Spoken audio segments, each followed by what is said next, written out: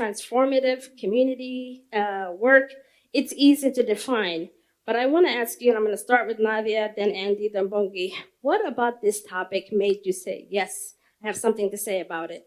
But I think the most important, and what just has been echoed in almost every session over the last 2 days, has been the powerful reminder that the work that we are doing is actually part of a greater movement for liberation. And I think the moment that we forget that that is at the heart of it, we lose sight of really why we are here.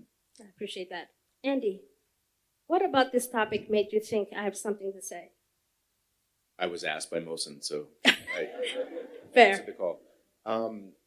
I think for me, it's about sort of dumbing down this notion of trust-based philanthropy. Like when you call something a philosophy or a religion, it implies this sort of weight that I don't know that is useful. For us, it's common sense. It's about what's useful and effective and ultimately impactful. And all of those words are, I know, girded with a ton of bullshit, pardon my French. But for us, like the idea to move towards a trust-based model was just about solving our own problems, our own inadequacies, and I think with a humble attitude, recognizing that if we identified and nurtured local actors, if we used local staff members with country context, like a bearing in the problems they're trying to solve, that it might be ultimately like useful. I agree. I love that. And you have your incredible colleague, I hate to point him out, Dedo. You sat right in front of me. You know you're going to get called on. Bongi, what about you? What are the reasons you thought I have something to say here? I think for me, because I work for a community fund where we do grant making, but also are recipient to grants, it's very easy to see the upstream and the downstream challenges. And I think sitting in the middle gives you, the two perspectives. And I think, my contribution here brings both perspectives, where I am a funder in one room and a grantee in another. I love that. And a cool thing about what you said, and even at the personal level about being a grandparent, is for some of us who are parents or some of us who are children, there's that bridging, that middle, beautiful parenting that grandparents get to do, even though they've parented their kids into parenthood. So I love that. Nadia, I want to segue to you. And part of it is because part of the framing of this discussion is about there are communities who are asking for better, who are saying as grassroots organizers, local leaders, we need better, we demand better. Trust-based philanthropy is one way of that, but how do you think about those needs coming from grassroots communities? What does that mean to you? Yeah, so maybe just to give a little bit of context also about Bloodwater. Yes. So we are a grant maker that partners exclusively with African-led organizations that are responding to HIV and WASH-related health disparities. The model that we apply is one that pairs multi-year flexible funding with a separate stream of organizational strengthening investments. So really just to advance operational, missional autonomy, longevity for the organizations that are doing the work to exactly what Mohsen was saying, was here before the problem, during the problem, and will be there after.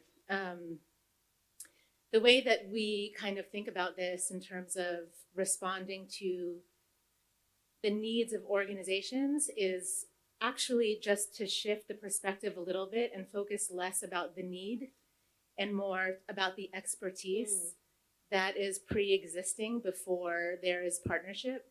And to honor that, to honor the existing resources that communities are bringing to the work that they're doing that is not often quantified by any partner, any development partner, any development framework, which allows then our partnership to be one that is investing in existing expertise, existing resources to amplify the impact that the communities and their leaders are the ones that are actually defining.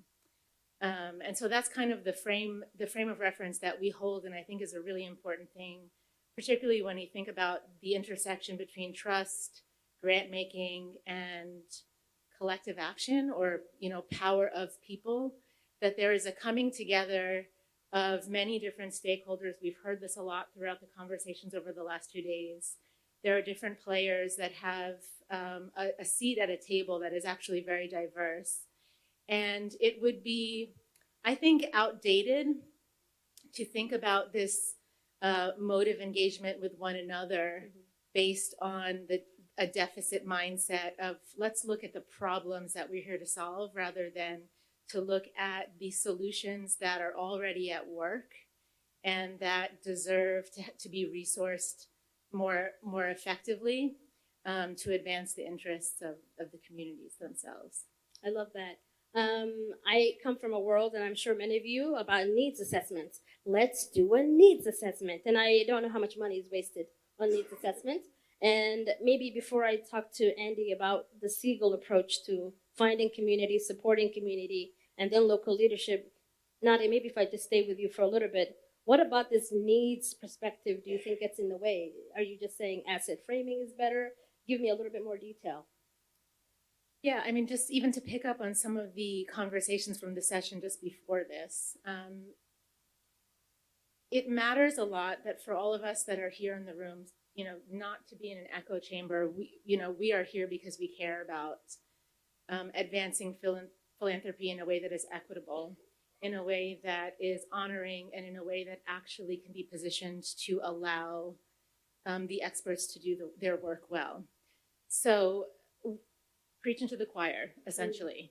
Still, I think it really matters that we remember that the movement that came to advance the shifting power through making development and philanthropy decolonized, more proximate, this was not something that came from funding organizations, that it was something that was demanded by communities, by people, by leaders who for decades and decades have been in a framework that was reversed. Yeah. And so it matters that in the same vein that we think about the way that we are partnering as philanthropic organizations that is doing more than just moving, making the modalities of funding easier, making it more accessible and available for longer. That matters. That was spoken about earlier today. It matters. But that is not the evidence of power transfer. Yeah. And so part of that is reframing the lens with which we see partnership, we frame partnerships, the language that we use. I totally agree with the speaker in the previous panel about the undignifying way in which capacity is being used as language to support better partnerships. Yeah. There is not a capacity deficit on this continent. And so I think it does matter that we change the frame of reference from needs to actually looking at the expertise, the expansive resources that exist, whether it's intellectual, human, material, yes, capital. It's so diverse and it is abundant. And that is there before any partnership exists. I love it. And how cool is it that you're not coming into a place that's, zero up? It's actually every program officer would want to join a community that's already thriving in spiritual, in all the ways you just described. Andy, this can't be new to you. I promise you I'm not professionally hitting on you just to wake up the audience. But I hear that Siegel Family Foundation has figured out something. They may have been ahead of the curve. I just want to know why. Was that part of your strategy? What happened? How is it that you all enjoy being ahead of the curve? Thank you. You're welcome. Siegel Family is a small or medium-sized Western philanthropy. So we're one of tens of thousands of well-intentioned, mostly white guy-headed organizations pushing billions of dollars to this continent every year with the express desire to do some good. That I think, unfortunately, those billions and those tens of thousands of actors often neglect the first sort of hurdle, which is to do no harm. And I think that's something that if I've done anything right in my career, it's to recognize how inadequate I was as a program officer. I was parachuting into East Africa 14 years ago and visiting an education organization in Uganda on Tuesday. and then flying to Nairobi and visiting a health organization in Kisumu County on a Wednesday, and came back and gave these very important, well-reasoned recommendations to my board of directors, all well-intentioned white folks from New Jersey, bless you, and feeling like, wow, I am full of something, but it's not necessarily competence and grounding in the context on the ground. And that's when we made our first big eureka moment, which is, to hire Dato, who many of you know. But like, the idea is like, let's decentralize agency and power and purse strings to people who actually know what the heck they're talking about. People who've been through the flawed clinics and classrooms that we're notionally trying to overhaul and refine and make better. And that's what we figured out. So for us, like, trust-based philanthropy, again, is like necessity and desperation. Not two particularly attractive qualities in somebody, but they were the ones that we recognized, like, man, we are behind on this. And I think, to the credit of a lot of other well-intentioned white guy-led organizations from Western philanthropy, there's a lot of people who've come to that realization. There is a sea change in this sector. If you look around Nairobi, you'll meet 75 or 100 or 125 Madam Program Officers, Kenyan badass women who are now actually in charge of agency and power and purse strings of Western philanthropies who are driving change within those organizations. And that is a movement. That's not like some dots on a map. That's a movement. And so there's real change happening in this sector. And through our own recognition of inadequacies, maybe we I hope, supported and sort of to some degree contributed to that. But that's been the basic idea. And I think you wanted to like try to understand what the heck trust-based philanthropy is, right? I actually don't know what it is. I've read scholarship. I know that you capitalize the T and the B and the P, and that makes it a philosophy, like we talked about. But for us, it's pretty darn simple. Trust is like any relationship we hold with people, which is it's a product of tenure, time spent together, and delivery on promises. And that delivery on promises is reciprocal, right? It means like I tell you what I'm going to do, and then I do it, and then you tell me what you're going to do, and you do it. And it's as simple as that. And that's what we've strived to do at Siegel Family, which is just try to establish trust-based relationships, trust-based philanthropy, however weighty that is, based on tenure and delivery on promises. And it gets really, really challenging when you're in the weeds with it. But man, is it made easier by having colleagues like Dato, like Muthoni, like Yvonne, like so many others who come and gone through Siegel Family Foundation, who are on the ground, who have a contextual understanding of what the heck they're trying to accomplish, so that us well-intentioned folks back in the US, in Brussels, in Paris, have some degree to like actually accomplish that do no harm motive, let alone deigning to do some good. Yeah. I love that. Any well-intentioned white people in the audience who felt seen and heard, I'm sure? There you go. Don't be afraid. Yep. Absolutely. Andy's your guy. We do what Andy says. We love it. This question is one of my favorite questions, and I don't want to get it wrong because, Bongi, I know you're going to wow us because it's got something I've never bought and I probably can't afford.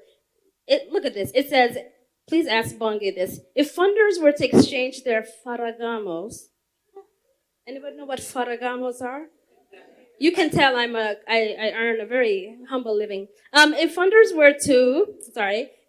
were able to exchange their faragamos for flip-flops, what would they learn about proximate organizations and the challenges they face? I think they set you up, but I feel like the answer's going to be fabulous. I don't know what flavogamas are, but maybe the starting point is to talk about. I mean, for us to get to talk about trust-based philanthropy, there's got to be a trust deficit. And I think throughout this conference, we've recognized that the trust deficit is between the global north and the global south, right?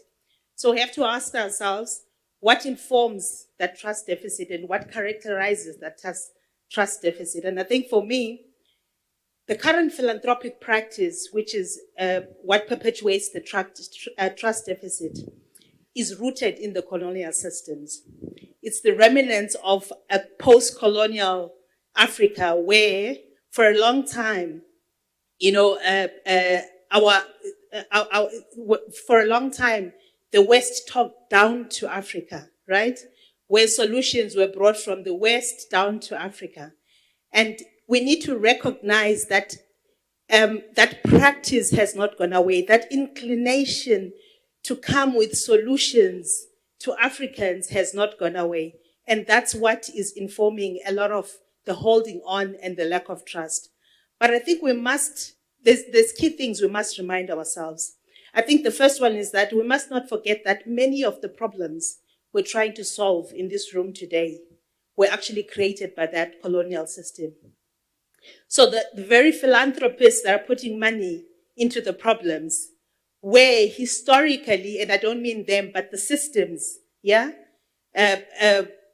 were part of creating these problems. It is not a coincidence that the world's top ultra billionaires are in the global south, in the global north. It's not a coincidence. And in fact, the current system continues, the poverty, the inequality we see in South Africa continues to be perpetuated beyond, the colonial remnants, but by the current global world order, which is held in place by, again, very much by, the Western system. So I think once we understand where this concept of trust deficit is coming from, it's easier for us to understand what is holding it in place and for us to start thinking about how we untangle it. The other part of the trust deficit stems from, I think, what is real, and I'm now wearing my grant-making hat. There has been issues where there's been misappropriation of funds, right? And we can't run away from that. But I think if we recognize our role as grant makers in the due diligence process, so with trust-based philanthropy, we're saying, once we've gone past the due diligence process, let me get on with it, Once you've selected me as a grantee, trust me to decide the modalities of how I'm going to implement, the modalities of how I'm going to use your grant. Bring me into the room or, use me as the expert to tell you how this is going to unfold. And I think many a times as grant makers, we don't recognize that when we have misappropriation of funds, it's actually a reflection on our due diligence processes. Many, in the plenary session yesterday, we spoke about this process, not just as giving, as, these are social investments we're making. In any other investment environment, once you've done your due diligence and you decide we're going to invest in this organization, you then facilitate for them to win. It's only in this industry, in this sector, where even after we've decided we're going to fund you, we still find ways to trip you in going on with your business. So I don't know what was the term you used. I don't know what that is, but I can tell you what trust-based philanthropy is. I appreciate that. Thank you so much. I saw both Nadia and Andy signal agreement, complete sort of alignment. I wonder if you can add an example or just build on Nadia. Maybe I can start with you, just in conversation with one another. Yeah, I just as you were speaking, I'm thinking just about why do we only speak about risk in the context of use of funds? As if that is the greatest risk to any organization, whether it's here in this room or it's the organizations that we are in partnership with outside of this room. I think that there's something powerful to reframe around trust, just also echoing what Andy said about it being mutual and reciprocated, it being the fruit of long-term relationship. And in the absence of having that time and that tenure and being who you say you are and being held accountable to who you say you are, that also there is something about rethinking the way in which we see ourselves.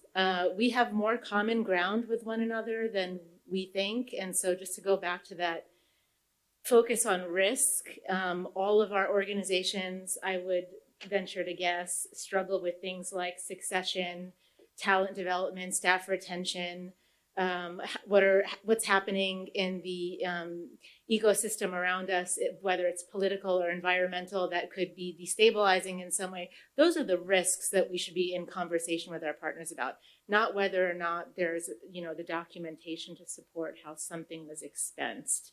That's not a good use of anybody's time. And so trust, I think, also has to do with actually living out a relationship where you see yourselves as peers. And that shows up in how you consider things like the health of an organization, what is actually threatening their sustainable long-term operations, their ability to be autonomous and have agency in living out missional fullness, rather than just executing on a grant that is connected to a certain stream of funding that they are receiving. I would add that to what it would be like to have a grant-making relationship where trust is the fruit of relationship and equal standing ground. I love that. Yes, round of applause. Andy, any of that resonate? A particular example maybe you can give us about, again, a positive way where trust has shown up and your organization has shown up enough for you to say, yeah, this is actually wildly easy. I'm going to answer the question that I want to answer. I love that. So we've got about 300 plus grantees at Siegel Family Foundation. At any given time, we've got 5 or 6 active investigations happening. So primarily financial mismanagement or safeguarding issues, right? If we have 5 or 6 active investigations, it means that there's 15, 20, 25 bad actors in our portfolio, and we don't know about 20, the majority of them. That's life. I'll tell you, with all of those active investigations that come across our way, none of them are identified through reporting, right? Mm-hmm. They're identified through a community of key informants, i.e. well-intentioned good actors, other grantees, other funders, other good people in our community. So reporting doesn't get us anywhere in terms of reducing risk from the bad actors. Yeah. Just practical, right? And on the other hand, like an exercise I encourage all of us in this room to do as funders is just like take a red pen to your diligence every year. Strike off 50% of the stuff you're asking, the information you're asking of your partners, and see if you are any dumber or less effective or less impactful at the end of the year, or possibly that you've saved a bunch of people's time and heartache as a result. I say that every time, and then I was talking to someone yesterday who has a much more streamlined diligence process, and I was like, we're actually still bad at this. But we're trying to get better. And I'm telling you, like, half of the mumbo jumbo you asked for, we used to ask for quarterly reports from our partners, which meant like, we'd have a actual decision made once a year at that point before we got into multi-year funding, and which meant like 3 of those reports were just doorstops. We would print them out, kill some trees, and then prop up, a statue or something with them, but they were a complete waste of everyone's time. I didn't read them. The partners put blood, sweat, and tears into them, and it was a total waste of everyone's time.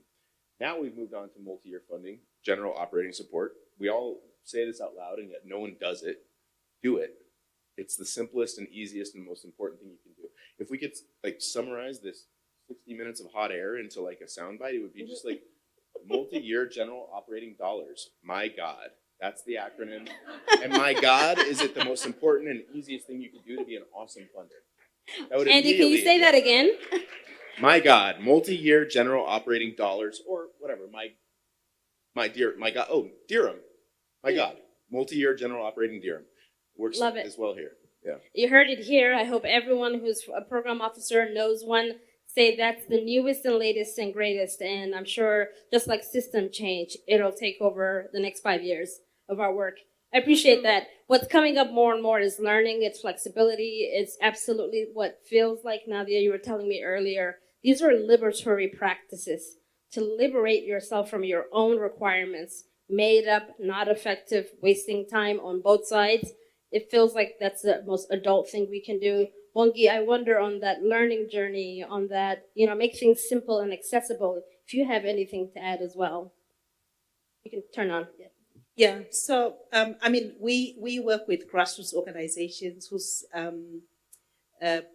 capacity to write reports is not strong in any case, so getting them to write reports is not going to help. But I think one of the things that we found particularly useful is the flow, to allow a flow of information based on what they choose to be their preferred way of giving you feedback and reaching out when they need assistance and so on and so forth. We found that the multi-year funding is critical. It's critical because it allows for better planning within the organization, better continuity within the organization, better continuity on the issues that are being addressed in the communities. So the multi-year funding is actually critical. But one of the things that we've moved away from is also written reports. A lot of the field work, a lot of the work happens in the fields, and our partners should be able to give us an audio report of what they've done and what they've achieved, because that's the manner in which their work happens in an audio form. So I think there's a lot of ways we can innovate and be creative about what it is, what relationship we have with our partners on the ground. One of the experiences that we had as an organization, and this was some 5 years ago, was when we had a big grant from one of our it was actually from one of the multinationals, the multilaterals. And at some point, as we closed out the grant, they needed to come down and do some verification exercises. And I can assure you the cost. So at that time, they brought in two auditors to come and have a look at our books. And these auditors were coming from, I'm not going to say where, but, coming from where this grant was coming from. And the cost of bringing down those auditors and for them to spend a week in Johannesburg looking at our books was actually half of the cost of, the value of that grant, And so that, and in the end, there was nothing, there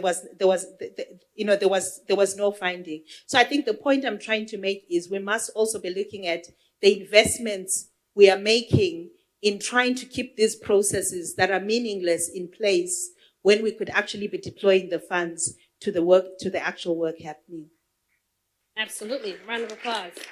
I know Bridgespan was here, APF, they did a report last year about, again, what are the challenges and barriers that keeps communities, particular community-led organizations, women-led, young people-led, queer people-led, like all the challenges are there. And so I just want to call that out in case you're looking for a report. But I want to do a surprise question to my panelists, which has not been talked about. Forgive me. What is something new that you're doing that we can't find on your website that maybe you've come into, kind of like Andy, what you were saying, you've learned that breaking down your own systems has elevated, made things easier. But I want to know, what is an easy, surprising thing that you're learning now that may be a new behavior that we think everyone should know? Nadia, I'll start with you and I'll just work my way back. Thanks for the surprise question. No problem. Something new that we've actually just launched it this month is an online platform called the Leader Collective. And the Leader Collective is a community of practice that we've been running with our partners since we've rolled out this model of resourcing exclusively African-led community-driven organizations in 2015. We're moving it online with the intention of making it a public good for any organization on the continent that is advancing social impact to be a part of, and with the vision that it is not bringing in external expertise, but that it is actually cultivating a community of membership that are the experts that could cast aspirational examples of organizational growth and what is possible if you think about your living into, we use the term missional fullness a lot, but what would be the possibility of living into our missional fullness with the identity of an organization that is not shaped by external funder interests. And so this is something that we have been working on and have launched, and it's something that we're excited about, and it's come out of the last 9 years of living out this model and wanting to truly champion and bring visibility to the excellence and expertise that is happening in communities all around the continent that does not have the visibility that it deserves. And one of the goals of the platform is to actually document best practices, publications, opinion pieces from the members themselves, so that when an organization somewhere is looking for a specific approach to doing, let's say, water filtration or mobilizing support for people living with HIV in a rural context, that they would not find it on the UNAIDS website or on the Sphere website, but that they would find it from an organization that's been doing the work for decades in rural Malawi. That they recognize. Exactly, Yeah, I love exactly. that. I love that. Andy, what do you think? I'll cheat and say two things. The first is not something that's new, but I think it's important. Our board retroactively ratifies grants. So our program officers make a grant, the money's out, I bring it to the board, they say, good job, and they sign off on it. That means that it just streamlines the process, right? I know, and you know who you are. You run decisions through Joburg, the Caymans, New York, parts unknown, and then, months, maybe years later, a grant lands in someone's coffers. If we're trying to be about trust-based philanthropy, that trust starts at home, right, with your staff. And by the way, we have 300 grantee partners. We've made 1,000, 2,000 grants. I can count on 0 fingers how many times I've been like, well, I wish we wouldn't have made that grant, because it was useful and it was important to that organization, and it was at worst a learning experience for us. So boards retroactively ratifying grants, like if you can try to introduce that change to your system, like that will speed, everyone will be happier. The second is funding coalitions. And I don't think this is particularly unique, but for us, it's pretty innovative. We're funding groups of our grantee partners with blanket grants. We're still trying to figure out the interface between who starts the coalition, like what's our role in terms of incentivizing, like this word organically formed, and I'm not really sure where we land on that. We want partners to like get together and like each other and like play nice and get together and talk about what their common causes are, and then we want to fund them versus like funding them from the start. So I'm not really sure how we land on that. But the important wrinkle is we meet funders all the time with bigger ticket sizes. There's a whole bunch of mega funders, especially in the West, who write $7 million checks, million USD checks. And so our partners are inherently too small, right? But collectively, if they kind of look and act alike and play nice with each other and have a common cause and a constitution that means that they are accountable and governed well, then they can be fundable as a unit. So again, it's nothing unique, but we're experimenting with that to try to make a bunch of small things great collectively. Fabulous. I just want to let you know I'm available for board roles, especially if I get to make grants. No, there's a joke that I'm on too many boards. It is true. Bongi, what would you add to that? Well, I think for us, the audio application is quite groundbreaking. So we don't expect our partners to write a single word, especially not in English. If you can tell us your story and send us an audio, and we can be persuaded by the story that you're telling. And if we accepted your application on the basis of an audio, we don't expect you to write a report. We expect you to report to us via audio. So that's how we're rolling. I love it. Basic, radical. Thank you. We're coming to all of you. I'm just going to do the last round of just closing reminders, any takeaways from this team, and then we'll come up to all of you who can ask questions. Let me start with Nadia. I think we all know that there's just certain practices that funders, philanthropists, those who are already on the trust-based train, those who are just getting on now. But what might you say for those who are just deploying for the first time trust-based philanthropy? How should they be expected to engage with communities like yours?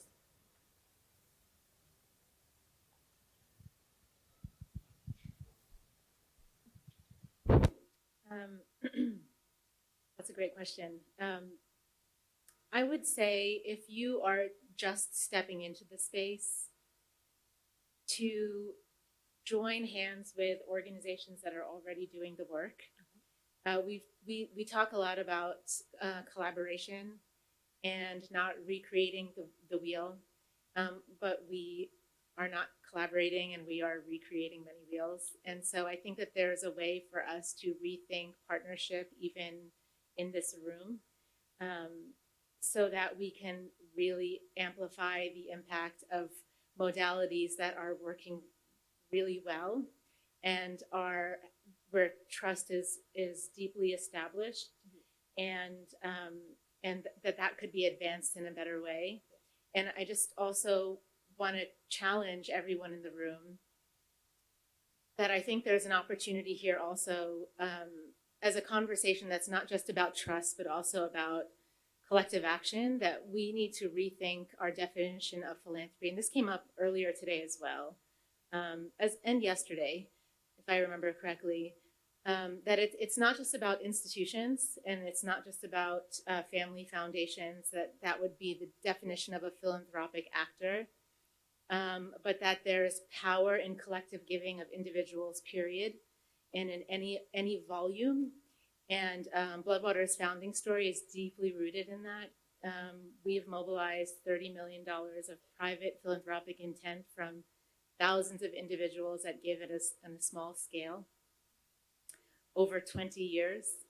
And so we need to think about that in the same way that we think about communities that are on the side of receiving grant relationships, that they have assets that they are bringing to the table, that there is a ability for us to connect communities from across the globe with the same goal in mind, and that it may look very different from an institutional structure, and that also has just as much value in advancing the vision of leaders all over the continent that are advancing the missions of their organizations.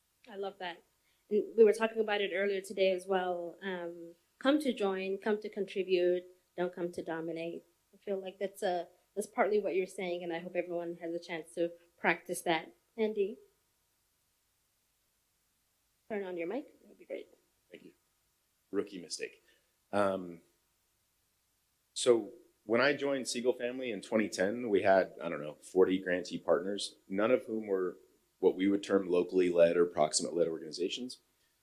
The staff was me. Grant decisions were made by the board of directors. Fast forward to today, 14 years later, 100%, as I mentioned, 100% of our grant decisions for 300 partners are made by our program officers who are Kenyans in Kenya, Malawians in Malawi, so forth, right? 75% of our staff are nationals of the countries in which we operate, Malawians in Malawi and so forth. And 91% of our grantee partners are people we term locally led organizations, African visionaries. That is monumental change, but it was not revolution. There was no huge tipping point. It was evolution. It was a series of small decisions and a 1 degree by 1 degree change over year on year, month on month, over those 14 years that led us to this place. And I think if we're talking about people trying to develop something different, whether it's trust-based philanthropy or just trying to get out of the inertia of your current processes, embrace evolution. It doesn't have to be super scary. It doesn't even have to be seismic. It will be over time. But the incremental day-to-day thing can be that 1 degree and that 1 degree and that 1 degree. And it's also safe, by the way. We all have boards of directors who are super risk averse, and I'll get to that in a moment. Bill, this stuff is compartmentalized experimentation. When Dato and I first dreamed and schemed on trying to find local partners in Burundi, we basically said, don't worry about it. This is small. It's not a big deal. We're going to devote 5% of our time and treasure this year to finding local organizations in Burundi back in 2013. 5%, it's a small thing. It's over here. And then when that 5% was awesome, and it was 50% of our awesomeness that year, we went back to the board and said, that was amazing. Well done. You guys were really insightful and visionary to see that. What if we did 10% in 2014, and then 15% and 20%? Again, felt glacial. It felt evolutionary, not revolutionary, but my God, we've come a long way. And we did that by sort of compartmentalizing and calling it experiments, and it got us there. The second thing I want is, I think the title of this plenary number 9 plenaries, was people power or something around that. And I want to say, affect change in the people you have in the room. And I want to give a big shout out to Mosin and APF because, for those of you who've been to past APFs, and I'm talking 5, 6, 10 years ago, or GPFs, the cousin, it's been a conservative room. It's been a lot of well-intentioned white guys. It's been a lot of Fords and Rockefellers, right? Let's be real. Last night I sat next to Zena from Doria Feminist Fund, she would not have been in this room 5 years ago. She has a radical point of view. She's offering something that's different and seismic and wild and revolutionary to us funders. And the fact that APF curated that space, and I'm not kissing your ass, Mohsen, but I just think you've done a really good job. Yeah. You know, it matters who's in the room, because those conversations lead to partnerships, lead to something real and seismic over time. And that's pretty awesome. So we all create rooms, we all create communities, we curate spaces for people and conversations.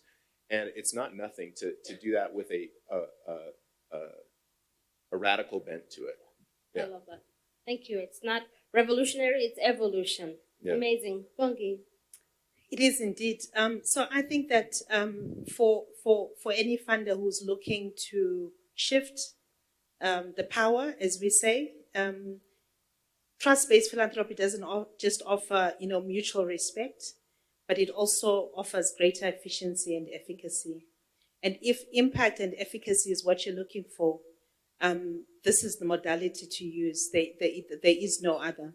But I do want to just caution, now that we're talking about the platform and what APN can achieve, I do want to caution about the kind of airtime, we're giving to institutionalize philanthropy in the face of the fact that a lot of African philanthropy is not institutionalized.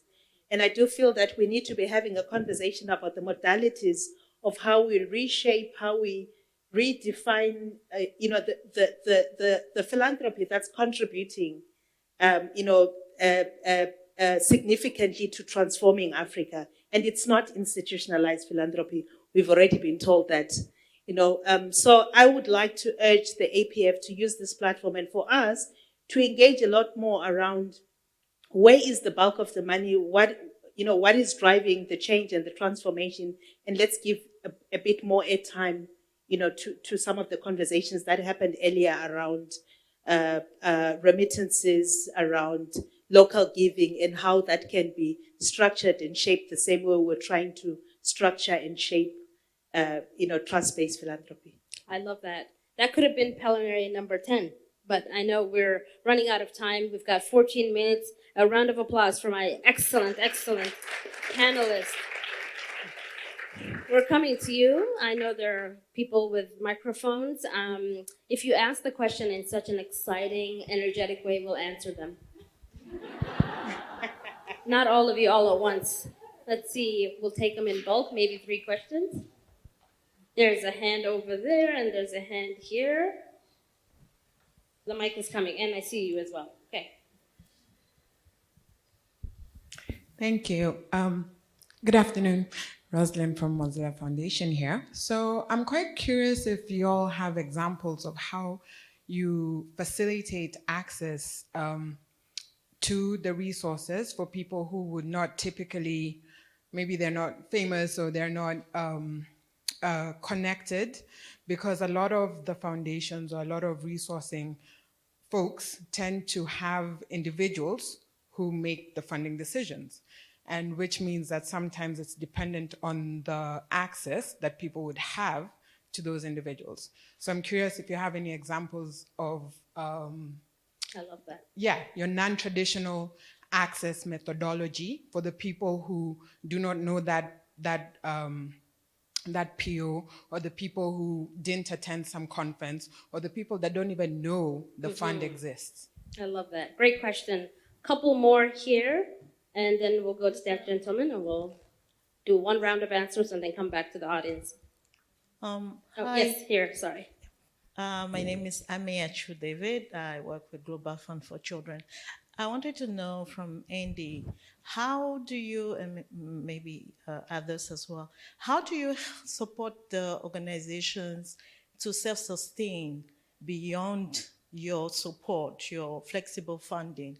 Because I've observed that it's always, we need more funding, but in Africa, we have wealth within the communities, but how do we support them to see the wealth and to develop the wealth within the local communities and not always depend on the the funding that they are being provided. If you have any good examples of how it helped them to be self-sustained, find resources, and continue the wonderful work that they are doing. I love that. Excellent. One final question. I see a lady here, curly hair, and then I'll come back to the rest of the hands. Right there. If you have a mic, you can also. My bad. I'm sorry. Go ahead. You're okay. I didn't see. Hi, my name's Debbie. I work with the Nabagar Connection to Women's Fund in Uganda. My question is around, I think Andy mentioned, and maybe Nadia as well, there are some things that you wish you had maybe not. Are there any things specifically that you, in the process of adopting these trust-based relationships, that you wish you would have done differently, or that you realize you could have done differently and then done differently? Because I just want to know so that we're also not falling in the same trap or making the same mistakes. I love that. So I'll come back to the rest of you. Nadia and Bongi, maybe I can give you the question, and Andy, feel free. How do we facilitate access for those who don't have it, who may not be traditional? And then Andy, you have a couple of pointed questions. Yeah, so I'm assuming the context of that is for partners just kind of getting visibility to be a part of these funding relationships. If that's my understanding of the question. So yeah, that's really important. I'm so grateful that you asked that. There is definitely a harder work and that's probably going back to any organization in the room that is thinking about how to do this better. It's to do exactly that. It's to go the extra distance to find organizations that are not present in the usual networks or meetings, or that are not already in the trust-based grant-making ecosystem, because that is how we actually extend out the reach of making sure that flexible philanthropy is getting into the hands of the leaders that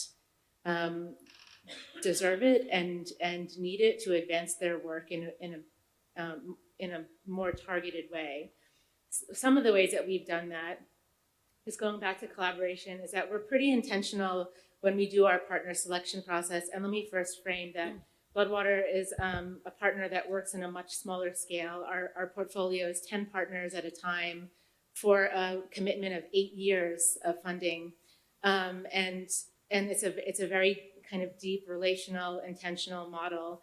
So for us, we don't actually operate at a scale that has that breadth.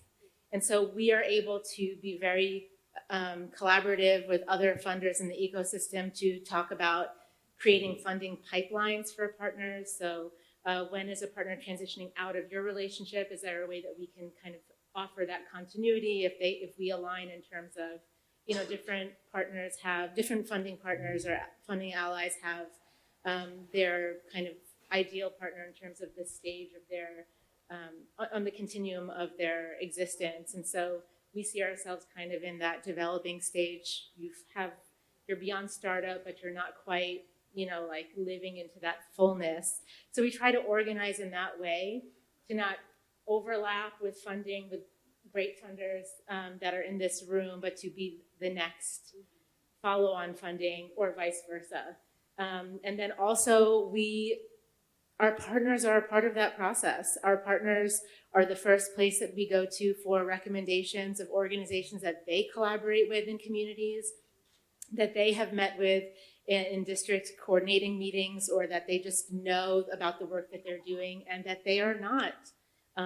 They're not on any mechanism, funding relationships radar, so that we can actually bring them in.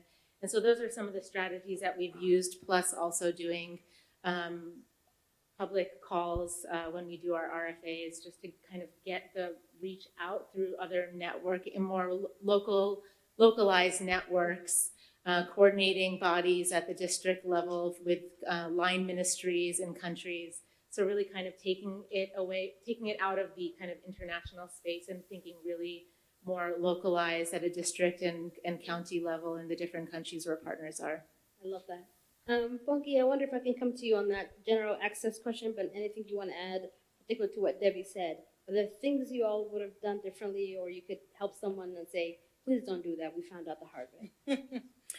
Well, I think very similar to what Debbie said, but I think one of the things that we've done, because we offer catalytic funding, our funding is to help you build the institution, to help you have an M&U framework, a communication framework, a stakeholder relationship management framework, and build all those key institutional pieces that will help you leverage other funding. So we have since started what we call, it's a community network, but it's actually an alumni program. So we keep our grantees in our books way beyond they're out of our books. And that's because for us, they remain in the pipeline for any funding opportunities that we could explore. And part of the conversations I've been having over the last couple of days with some of you has been about how you can partner us as we graduate some of our grantees, how you can take over the funding. And so that's how we're facilitating. The issue of access is an important one. So we struggled a lot because we used to advertise. We would put out a call for proposals and we'd advertise. And often it was the bigger organizations that saw them and responded in the time that they had. And so that was a problem. So we've since used multimedia approach. We've used community. We've even posted on local supermarket notice boards. That's where we've put our funding calls, because otherwise they don't reach the constituency that we're looking for, and you have a lot of applications that you have to decline because they're just not who you're looking to fund. Excellent. Andy, how do you help organizations who sustain themselves beyond your support? Turn on your mic. We have superpowers in this room. What funders listen to? Other funders. Wild. And sometimes without any merit, but that is the state of affairs. We have an incredible amount of influence that we wield. I'll do the math for us. We'll spend $19 million this year to make $15 million in grants.